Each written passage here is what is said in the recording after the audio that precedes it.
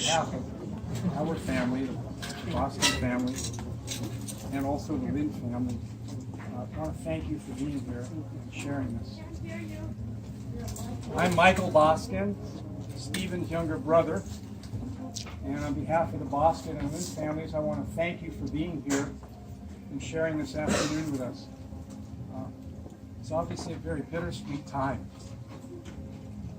When you lose somebody, your only sibling, your husband, your father, your grandfather, it's not an easy thing.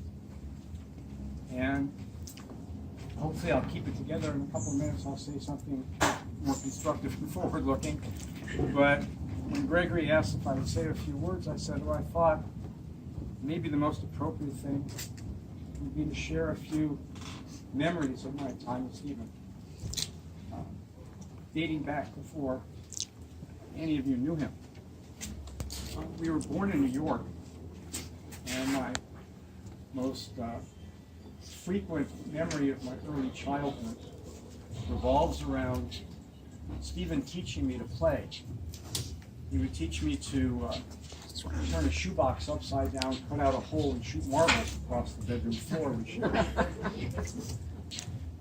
Stephen also, as many of you knew, and was certainly consistent right up until the very end, when we, even in the hospital, when he knew it was happening and he had little time to go, he had an irreverent, some would say sarcastic, sense of humor, and an eye, really an artist's eye, which came out later in his photography, for some of the sort of inanities of life, which he always rejoiced in regaling me about. But one of the things that I remember most about growing up in New York was we used to take the subway to the museums. Stephen was 5 years older than me, and when finally he was able to take me as his younger brother by ourselves. He regaled me of the stories of the mafia in New York. He regaled me about this one, there was something called Murder Incorporated. And he regaled me this one subway stop where Murder Incorporated dumped all those bodies. And if we had stopped at that subway stop and a bomb went off, I would not have exited the subway. That's how terrified I was. Anyway, then we moved to Los Angeles, where we both grew up, or as my wife Chris likes to say, I tried to. And we were enough apart that we rarely were in school. Let me just say some things that are evocative of my relationship with Stephen. So, like most younger brothers, I went to and revere my older brother, tried to emulate him as I could. And one of the things that gave me the most self-confidence in my life to try to confront things that seemed kind of daunting at the time occurred when I was 8 years old. I was Brady's age. I loved baseball. I just loved baseball.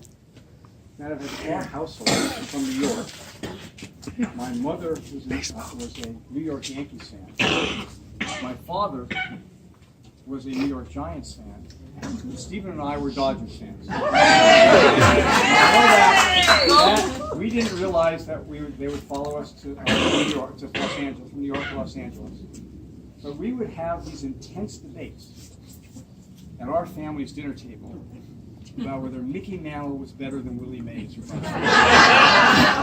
Stephen and I would look at our parents, and we couldn't figure out how they didn't understand that Duke Snyder was better than both.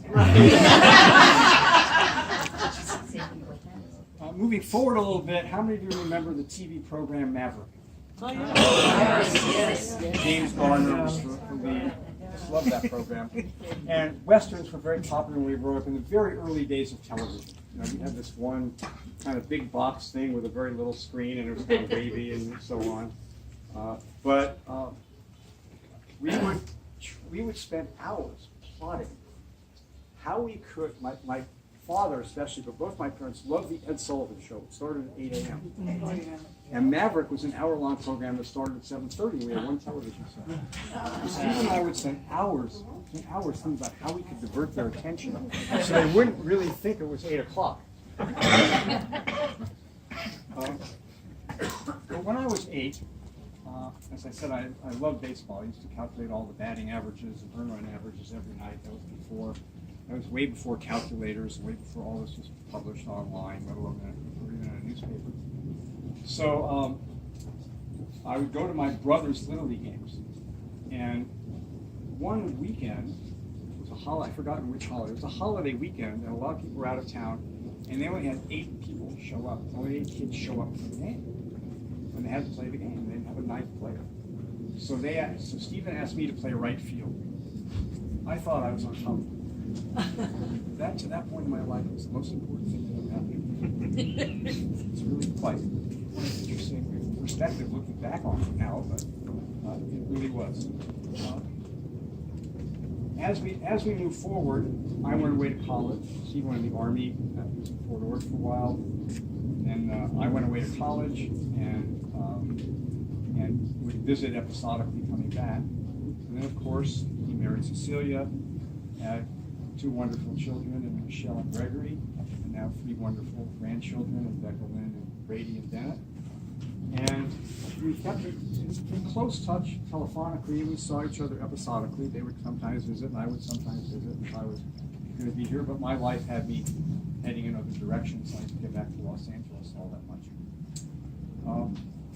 But Stephen always had an artist's eye. And a very early indication of some of my lack of an artist's eye and lack of attention to some detail, was he would constantly try to convince me that I needed to pay more attention. Stephen was greatly interested in aquariums and tropical fish. And he would spend hours trying to train me in how to take care of an aquarium, how to make it look good, and all this sort of stuff. And it really didn't take very well. You know, I would kind of dump the food in. It was my chore that day or that week or whatever happened. But those memories linger. And maybe it's a brother's particular pleasure that in the days since his passing, I've dwelled on a lot, but mostly on those early years. So I hope you have your equally fond memories of Stephen. Obviously, they won't go back to when you were 5 and 10 respectively, or 10 and 15, 8 and 13, and 10 and 15, and so on. But he was a special person in his own way. We're all special, and we each have our own talents. He got good at some, and I got good at another, and they were kind of complimentary. But I just hope that's what we remember, especially Cecilia. I hope that's what we remember. Time, the hurt and the memory of the hospital, and all that sort of stuff. Michelle and Gregory, too.